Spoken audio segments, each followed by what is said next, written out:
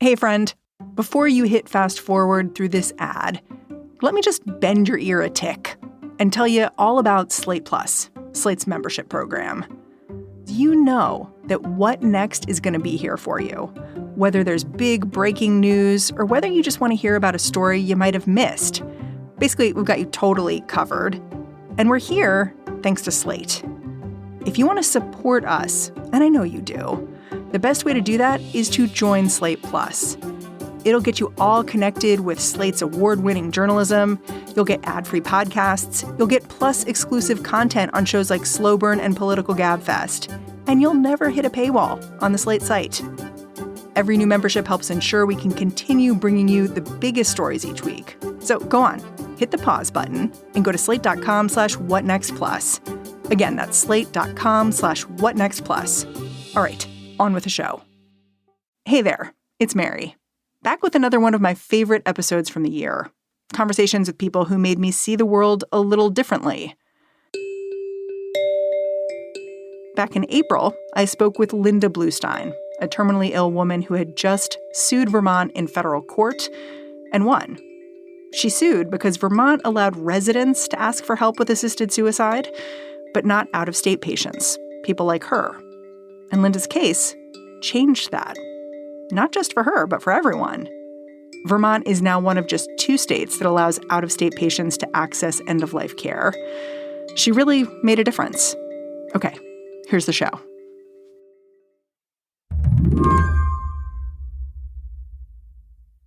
Lynda Bluestein is operating on a deadline. Yeah, yes.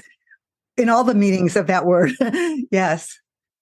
Lynda does not know when this deadline will hit, just that it'll hit very soon.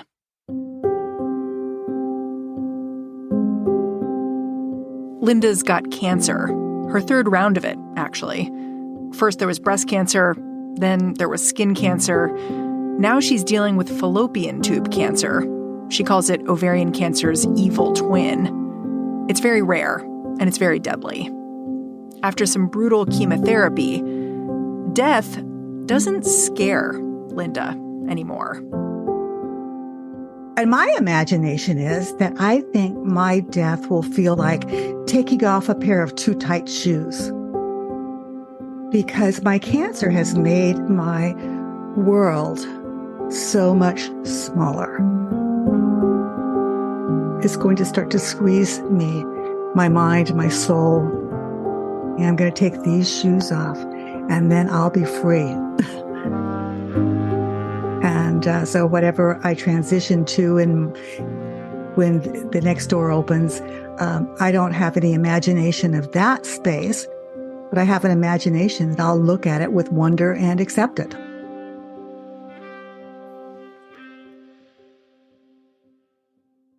Unlike most of us, Lynda is preparing to have a great deal of control over her death. Earlier this year, she settled a lawsuit against the state of Vermont, which has a right to die law. This litigation means that even though Lynda lives in Connecticut, she's going to be allowed to travel to Vermont and choose for herself when she'd like to die. She wants her family around her dog, if possible. Do you think about what time of day you'd want to die? Yeah, actually, I think, 10, 11 in the morning is when I'd like to take the medication. Why? Oh, I'll tell you why. Because if I did it at bedtime, which I was first thinking of, I thought then I might die like at 9 or 10 at night, and then my family's left with this body. Huh? I just want them to have daytime when things are going to be easier to talk about. Problems get bigger at night. Worries get larger. Everything gets bigger at night, but in the daytime, you can handle them. Your whole demeanor changed when I asked you about death. Like you went from kind of like salty grandma mode to like mystical a little bit. Yeah? Yeah. This sounds so stupid and woo-woo, but it has been, in its own way, quite a gift of self-revelation and understanding and determination and purpose that I lacked before. You lacked it before? Well, I was always very efficient at doing things, but I didn't feel like I was choosing those things. People would say, "Oh, Lynda, could you do this thing? You'd be great at it," and I would just kind of fall into something and do it. But now I have a real mission in life, and as you know, Lynda Bluestein said, what you really need to accomplish great things is to have a plan and too little time to accomplish it. Today on the show, Lynda's final plan. She doesn't want to just secure the right to die for herself. She wants to secure it for everyone else. I'm Mary Harris. You're listening to What Next? Stick around.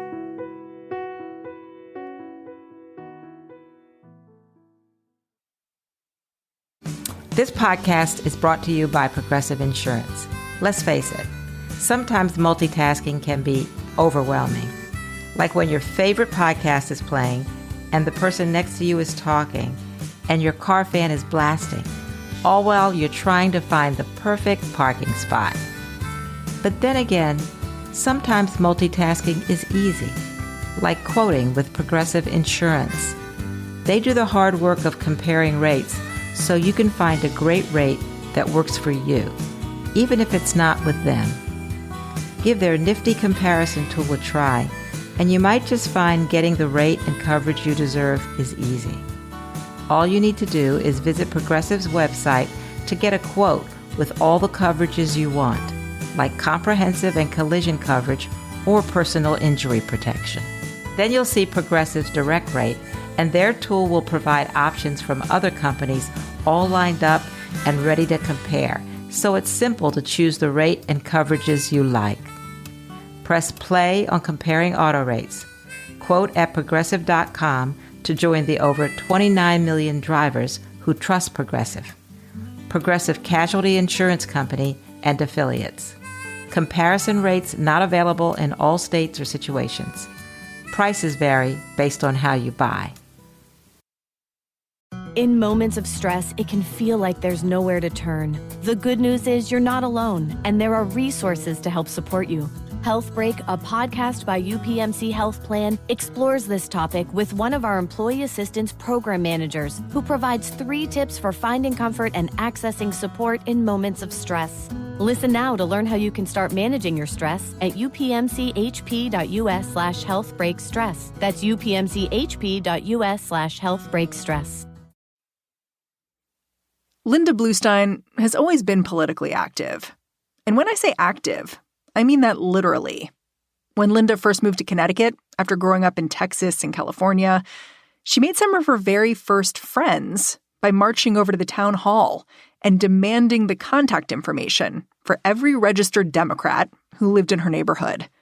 She wanted to invite them to a party at her place. She also wanted to convince them to vote for Bill Clinton. Over the years, Lynda has advocated primarily for gun control.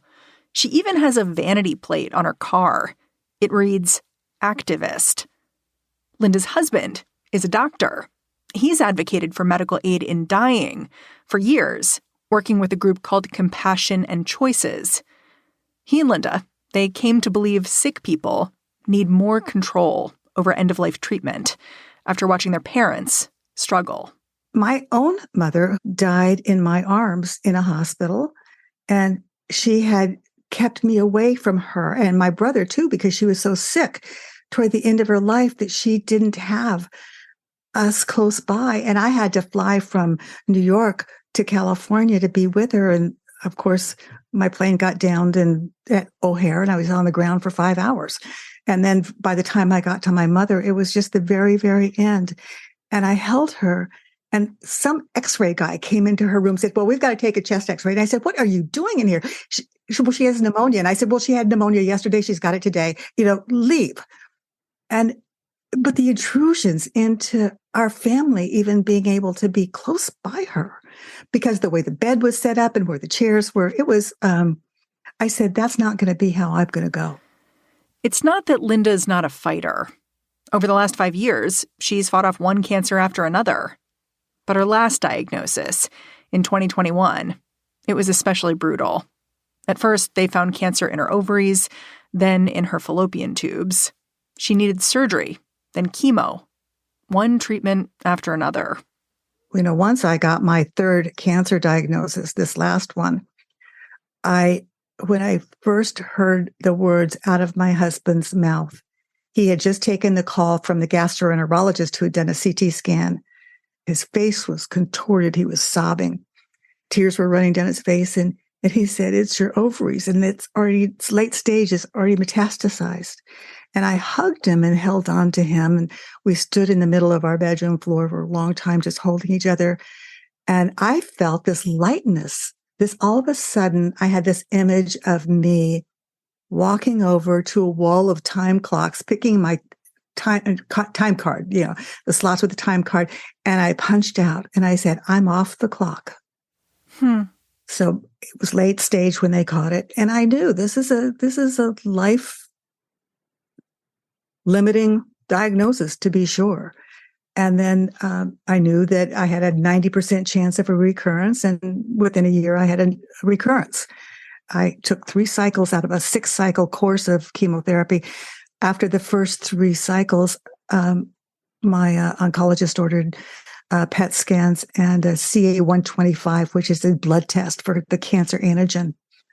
And it looked like the chemo wasn't doing a good job of bringing me back into remission. So we stopped treatment. You stopped treatment a few weeks ago? 5 weeks ago, yes. How did you feel about making that decision? It was easy. I was so sick on the chemo that I said, "I'm not going to go another 3 weeks. It's not working." My oncologist knows how I feel about chemo. As long as it's working and I'm going to get a remission out of it, I'll put up with the side effects. But if it's not working, for crying out loud, I don't want to live that way. Yeah. It made me violently ill. I know that this means that I'm, in closer to end stage now. I still have pretty good times of lucidity and being awake. I have other days when I just sleep all day. So I'm not gonna sleep all day and have bloody noses and have all the other symptoms, side effects of chemo. I know that you've had friends who'd gone to Vermont from Connecticut to use their right to die law. When you understood that your diagnosis was likely terminal, did you just assume you would be doing that as well? Did you immediately begin that process? Almost immediately. What did that involve? Like finding a doctor in Vermont or what? No, and not at all. I meant finding a lawyer. You immediately went to lawyer. Well, only because my husband had been for at least a decade working with Compassion and Choices to try to get this Connecticut law passed, because Connecticut's been raising a aid and dying bill since 1994 and never passed it. And when we came home from the hospital after my diagnosis, he said, I don't know how to ask you this question, but do you want to maybe work with Compassion and Choices and like get into more advocacy now that you have not much time left? And I said in a heartbeat, I said, absolutely. So then I was put in touch with some of the lawyers from Compassion and Choices, and we talked a little bit about where I would go. And we looked at my options. We looked at New Jersey and Maine and Vermont. And I said, Vermont. I said, no, that's where I want to go. And they said, why are you so strong on it? I said, because my friend,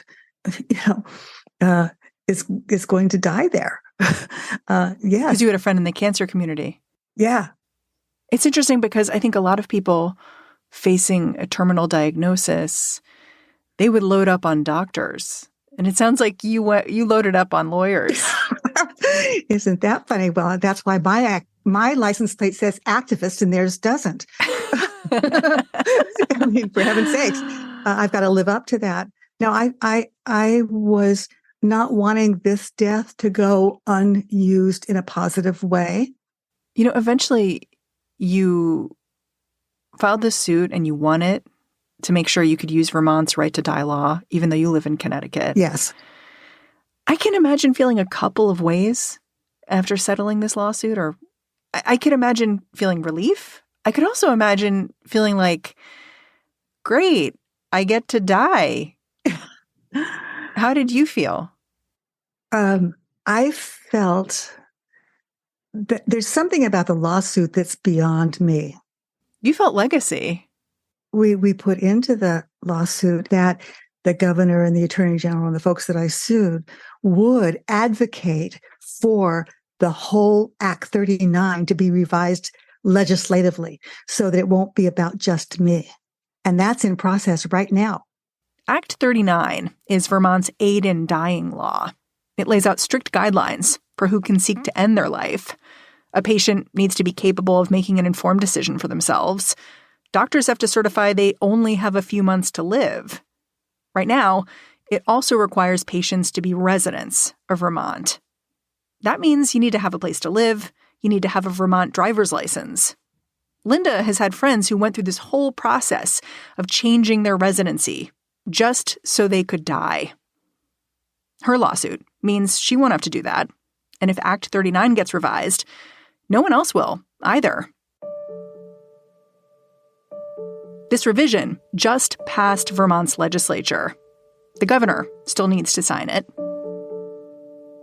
But the governor has already committed in my lawsuit. I mean, he's already, in writing kind of committed to advocating for that, so that he will sign it is no question. More from Lynda after a break.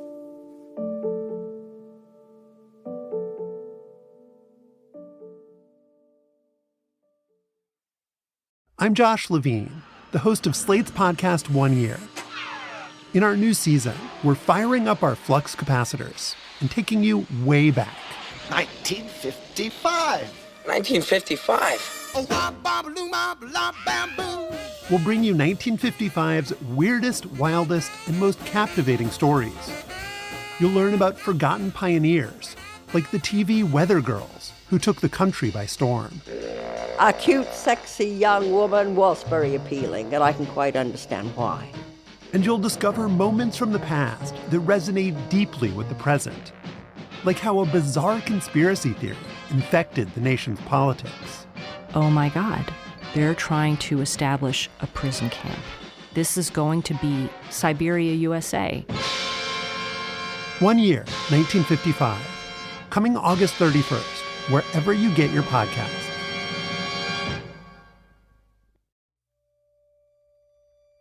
Sometimes things in the world of technology are complicated and need careful explaining. Sometimes they just need a little hard truth. I don't think anyone is going to buy a banana with crypto at any point in the foreseeable future. I'm Lizzie O'Leary, the host of Slate's What Next TBD, your clear-eyed guide to technology, power, and the future. Friday and Sunday, wherever you get your podcasts.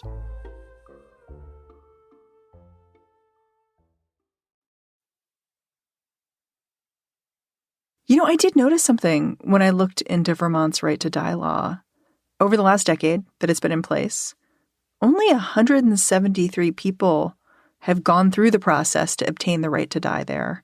That doesn't even mean that they've done it because they may have passed away for other reasons. They've just sort of obtained the okay. It seems so small to me. And I'm wondering what a data point like that tells you. Well, it tells me what I am now writing about in my memoir, that the day I got this diagnosis and went into Yale, New Haven, for my big surgery, taking everything out of me, I lost control of my own agency. Now I was just a bit player in my own life because other people were deciding, what my treatment was going to be, what I could and couldn't do. And I remember my first day at home or my second day at home when a visiting nurse came to my house. And she started telling me what I could eat and what I couldn't eat. And I thought, who is this woman in my house? I've been running this. What? Who are you? Go away. And to try to take control of your own care when it's in this uber specialized area of medicine. I don't know what these drugs are. I can't make determinations, and it's hard to get the truth. And in Connecticut, I think people enter hospice, when they got 2 days left. Doctors are not acknowledging, this is my opinion, not my knowledge, but I think the numbers kind of point me in this direction, that doctors hold out hope that you're going to get better so long that when you finally get into hospice, you're gone in under a week. I do wonder if you've had any tough conversations with, I don't know, disability rights activists, people who might think the right to die is a way for people to check out when their body is failing them, and that it could even be misused. Yes, I have. But most disability activists, most of the disability community are very much in favor of medical aid and dying. I've heard from many of them. There is a small group of activists who talk about this slippery slope because, and I think when I speak with them, they come from a place of such profound hurt and marginalization. I mean, talk about a historically marginalized community. I mean, they have seen how little their lives were valued, but it's hard to overcome a lifetime of feeling that marginalized and then say that this law only applies to people who have a terminal diagnosis and have been hospice eligible. People who have disabilities, profound disabilities, are not hospice eligible. They don't have 6 months or less to live because of a known, progression of a lethal disease. And so they don't qualify for medical aid in dying, but I can hear the pain and the history. So much of your discussion about death is about agency. Yes. Is about like maintaining control.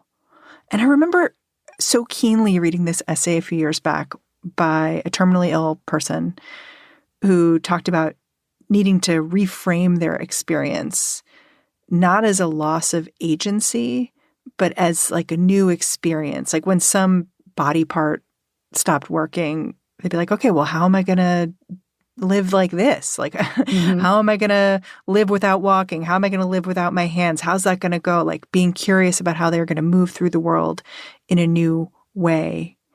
I wonder if that's something you even considered doing, or if you did, like what happened? Like what made you say no? I mean, I put faith in people who are have the education and the experience and the expertise to do what is best for me. And in the same way, I turn my car over to a mechanic, not having the slightest idea what that mechanic is doing in there with things, but I know that he'll fix my car. And so I never have given up faith in the most technologically sophisticated physicians to be on my team. I just never said, I'm going to do this to the bitter end when, like my mother, who had finished a full course of chemo the week before she died 3 days later. Oof. Now, I don't want to, that's not my choice, is to be that sick. And then it's over. I'm not going to be on chemo till the end. Yeah. Have you ever gone face to face with someone who really profoundly disagrees with your choice here? I know that there's a Vermont Right to Life group that is opposed to expanding the right to death in the state. So what happens when you tell your story and they tell their story and you're right there next to each other? Well, it's very interesting. There are some of my neighbors. Most of my neighbors are, on my side, but I have one who is very Catholic, and I appeared on a radio show, and she appeared on the radio show before me and said, this is just wrong. It's morally wrong for society. And there is a benefit to suffering, and, that there is redemptive suffering, and, we can't allow the state to be involved in allowing doctors to kill people. And they get very vicious. And then 2 doors down from me is the co-chair of the Judiciary Committee in Connecticut, who will have a say in what's happening to the bill this year, like he did the last 2 years. And he disagrees with me very much. What do you say to them? I mean, you must run into them on the street or around the corner. We've had a conversation recently that had gotten less nice than I wish it had. I said the JFK quote. I said, really, I'd like you to invoke your JFK DNA when he talked about how religion, whatever it is, should not dictate the laws that we make and the policies that we put in place in our country. Does the state have an interest? So you really called them out as like, this is your religion dictating a state issue. Yeah. And I've said to people, what interest does the state of Connecticut have in whether I die on the 15th of the month or the 7th of the month? Because on the 7th of the month, my family's all with me and I've decided I just really don't want to wake up tomorrow morning. What'd they say? And they said, but you should stay. Only God can decide. But I said, that's your understanding of the mystery. That is not my understanding. That's not my picture of God. And I'm an atheist, so I really don't have a picture of God. But I do come from a strong religious family and faith tradition. I just don't think that they should play a role in what this different states or the United States as a whole has an interest in. And actually, I think medical aid in dying is the only situation that is only me involved. When I take the medication so that I don't wake up again, it's only my life. And it was going anyhow. Yeah. I did notice that you say you're an atheist, but you've been part of a Unitarian congregation for more than 2 decades. Yeah, 3. Lot longer than that, yes. Do you think about what happens after you die, knowing that you don't believe in a big man in the sky? I don't know that it matters that I know. When I came into this world, I didn't know what was ahead of me. I entered through my mother's body into this world. And I think when I exit, I'll exit into some other place. And I don't know. I often play a song with my husband, me on the ukulele and he on his guitar, by Iris DeMent called Let the Mystery Be. Everybody's wondering where we all came from, but nobody knows where we're going. So, I'll just let the mystery be. I'm fine. There's not a theology that's going to give you answers. Those were written by men. They were imaginations of what the mystery can be. I believe in love and live my life accordingly. But I choose to let the mystery be. Lynda, I have to say, I hope to have your peace and grace someday. Oh, thank you. Lynda Bluestein is a patient who successfully sued Vermont over their residency requirement in their patient choice at end-of-life law. And that's the show. If you're a fan of What Next, the best way to support our work is to join Slate Plus. Go on over to slate.com/whatnextplus to sign up. What Next is produced by Elena Schwartz, Anna Phillips, Paige Osborne, and Madeline Ducharme. And this week, we are welcoming Rob Gunther. Hey, Rob, welcome. We're getting a ton of help right now from Laura Spencer. We're led by Alicia Montgomery with a little help from Susan Matthews. Ben Richmond is the Senior Director of Podcast Operations here at Slate. And I'm Mary Harris. You can go track me down on Twitter. I'm at Mary's Desk. Thanks for listening. Catch you tomorrow.